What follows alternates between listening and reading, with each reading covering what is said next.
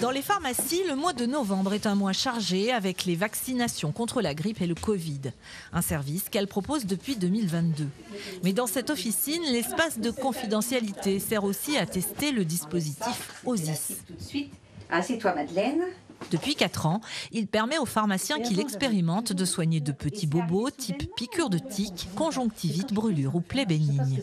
Mais c'est un petit peu chaud. Un peu chaud. Ouais. Et quelquefois ça me lance. Et... La plaie, c'est quand même très utile parce qu'on a un petit bourg et on a fréquemment des personnes qui se blessent dans le bourg. Donc c'est automatique, le petit bobo, c'est à la pharmacie. Donc si je n'avais pas été là, qu'est-ce que tu aurais fait? C'est pas. Le pharmacien doit remplir un questionnaire qui lui permettra de mieux prendre en charge le patient si nécessaire. Il me dit qu'il faut l'amener chez le médecin, vous voyez. C'est pratique aujourd'hui que les pharmaciens fassent ce genre de choses. Je pense, oui, pour tout le monde. C'est plus facile que d'aller directement chez le médecin. Je viens d'abord ici demander conseil et après, ils font le nécessaire.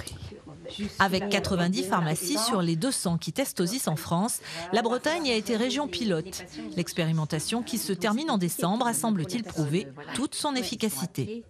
On a démontré que le rôle du pharmacien permettait d'éviter beaucoup les recours inappropriés aux urgences et libérer du temps médical. Donc là, nous, on est en train d'attendre notre évaluation finale et nous espérons que ce rôle de pharmacien de premier recours va pouvoir s'étendre à toutes les pharmacies. Face au manque de médecins, les pharmaciens sont aussi amenés à pratiquer la téléconsultation. Pontivy, 15 000 habitants, ne compte que 5 généralistes. Alors 3 pharmacies se sont équipées pour accueillir les patients en manque de médecins traitants. C'est le cas d'Anaïs et de son fils Nolan qui viennent de s'installer en Centre-Bretagne. On a fait Josselin, Pleuhermel, Pontivy, tous les alentours et personne. Donc du coup la solution d'aujourd'hui, c'est de venir en téléconsultation. Et c'est une première pour nous. Avec ou sans rendez-vous, il suffit de remplir un dossier, puis de se connecter à cette borne. Il faut une carte vitale, une carte bancaire et un téléphone portable. Oui.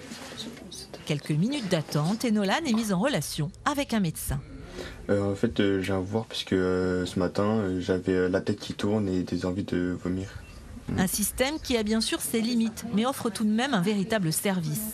En le proposant, les pharmacies ont tout à y gagner. On n'est plus des vendeurs de boîtes, maintenant on nous demande vraiment conseil. Et derrière, on peut prescrire des antibiotiques. Nous, ce qu'on voit, c'est qu'on soulage le patient plus rapidement et la caution médicale, elle est validée. Donc nous, dès qu'on nous donne des missions comme ça, on est content et on continue.